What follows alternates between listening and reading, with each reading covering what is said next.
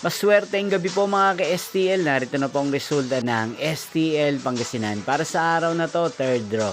December 22, 2025, araw ng Lunes. Naway ang mga natayaan niyo pong mga numero kanina ay manalo nawa ngayong gabing ito, 8:45 PM. Kaya kunin niyo na po ang inyong mga ticket. Narito na po ang resulta. Ang mga numerong nanalo sa STL Pangasinan ngayong gabing ito, December 22, 2025, 8:45 PM third draw. Result 28 at 34 in exact order. Again, 28 at 34. At ngayong gabing ito sa STL Pangasinan, natin pong i-shoutout si Kuya Jason ng Pangasinan na araw-araw pong nanonood sa channel na to.